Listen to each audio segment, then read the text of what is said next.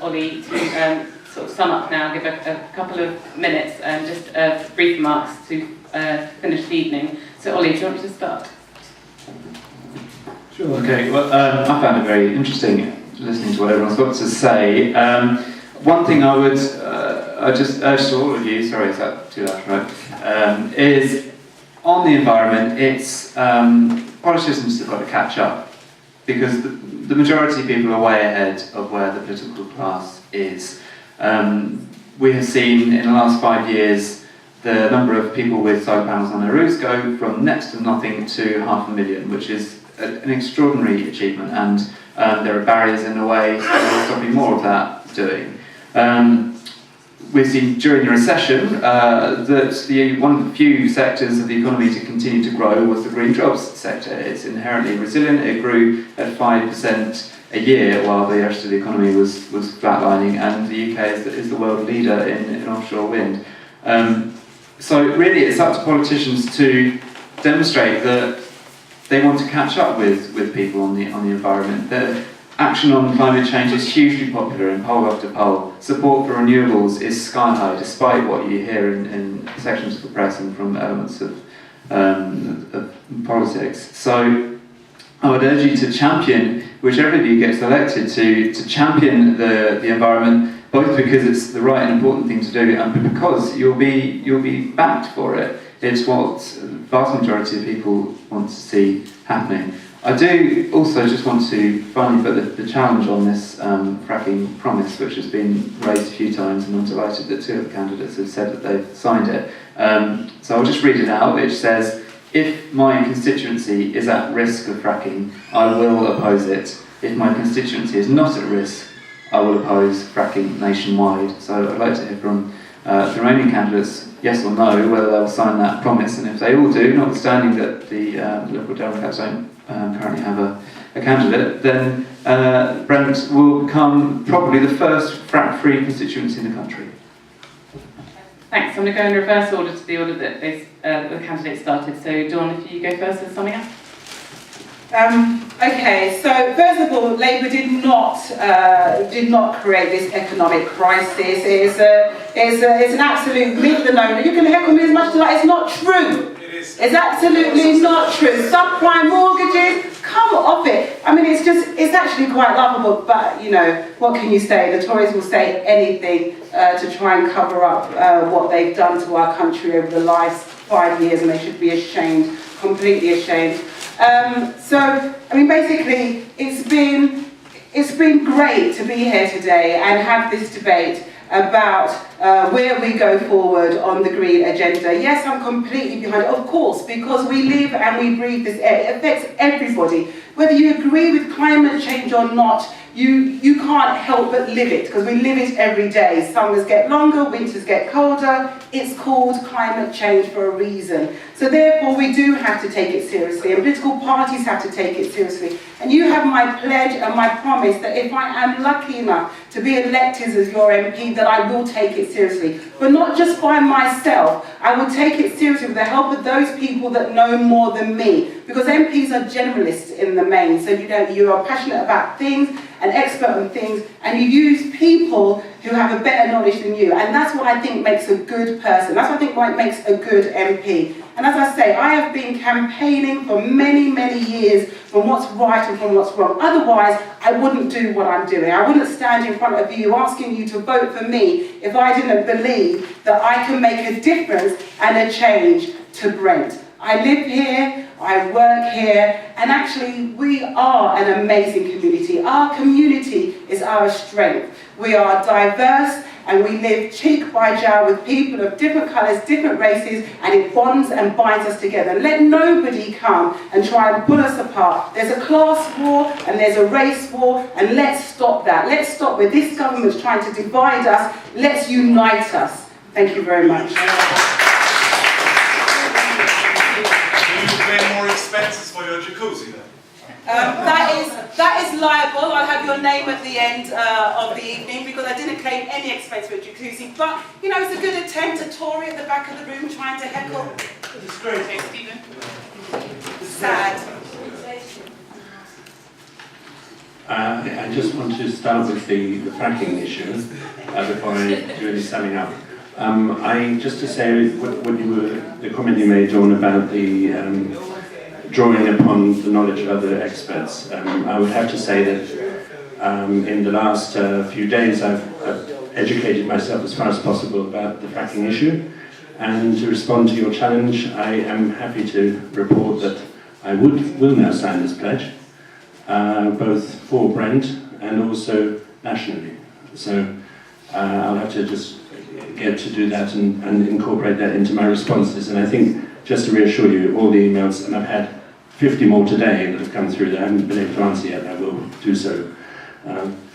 But it's been really gratifying to see the degree of consensus amongst all of us this evening about the environment and how important it is. And I want to say that both the environment but all the other issues that have been raised, I will pledge here and now to advocate, as I have been doing for all the people I've been working with in the mental health field for such a long period of time, with housing, accessing benefits, accessing community resources, hospital treatment, everything.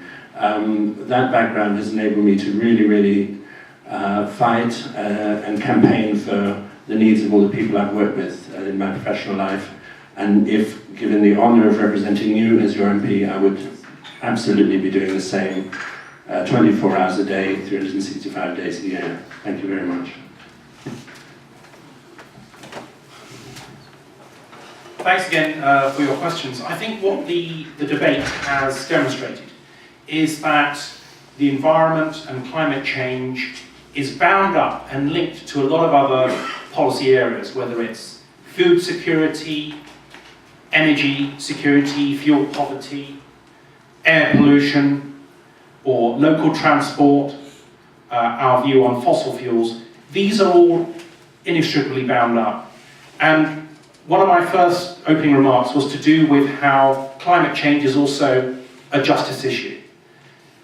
And the trouble is that when the panelists leave the room, you need to know that it's climate change and the way it's inextricably bound up as a frame of reference is in the forefront of their mind and in the forefront of their party's mind. Because without a holistic approach to how we do politics, it's not going to happen.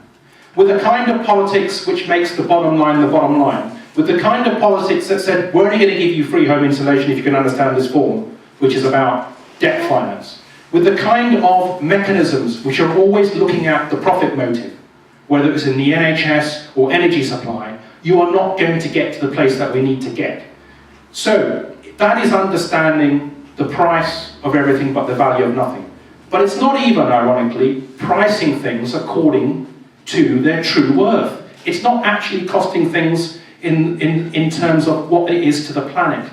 So I will have in my mind, not just this generation, not just those non-human animals, all those millions of species. We can't put a figure on it because the biologists don't even know how many billions of species we inhabit the planet with. But we know that even at a rate of 0.01%, we are extinguishing many species. They have value in their own right, say I.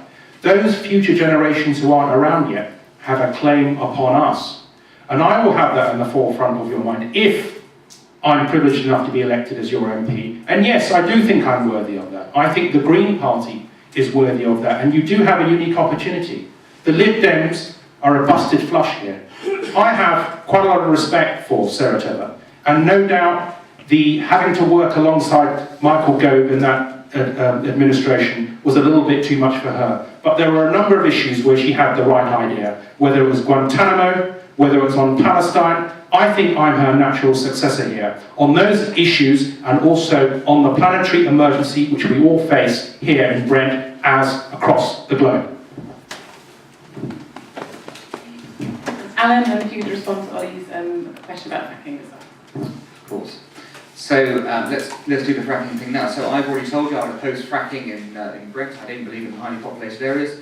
I could sign the pledge as construed. That's how it works. But what I would like to do is actually add something to that pledge. I think that the pledge without an alternative strategy doesn't work. I want to see, I would like to see a focus on what Ollie was saying about the renewables. That's where I would like to go. I'm actually going to engage in a conversation with those who have come up with the pledge to talk about that, because I think the pledge is too simplistic as it stands. So I could sign it. I'm not sure if I'm going to sign it, because I think there should be an extra pledge. And if I'm not going to sign it, I will put a pledge of my own up around fracking and around renewables, which is where I think we need to go. Because the fact is, the future question we have to face is whether it's business as usual or looking for change. I find it extraordinary that nobody else on the panel really spoke about investing in renewables or using technology for that purpose. Extraordinary in this debate, when it's so important, when it's so relevant and, and is the essential question for how we change our energy use in this country.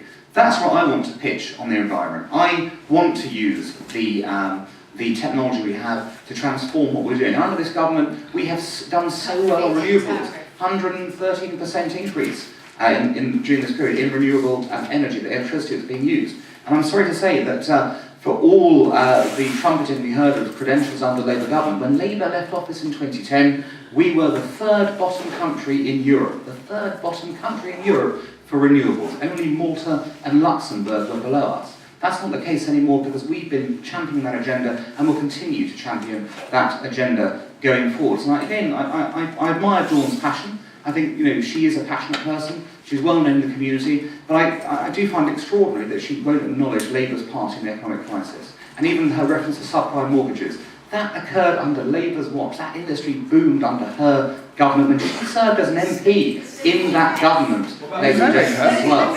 It's very sad in that, well, we have the same similar problem here. Come on, it's all the issue here. To assume that to assume that the Americans are the responsibility, are why we have also been in crisis, ignores what happened in our own budgeting, the way our deficit spiraled, and that's unfortunately the legacy of her government. Maybe next time, if Labour gets in, which I hope they won't, I think Conservatives are going to get in, they will do differently, but they won't. I think if you look at the economic plans that have come out, you can see they're back to high spend, they're back to destroying the budget stability we've done, and that can't be good for the country going forward. So, my plea to you is very simple on the environment, because that's why we're here tonight.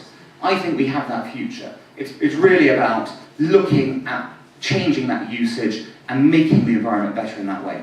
I would hope that, if you support me in that way, I will push for that in Parliament, I will push for that in the party. We've seen what our record is already in this way. We will do our best, our utmost, to ensure we meet our global targets, we meet those targets, and we do better than those targets as well. Because the one thing we can't take away is the environment.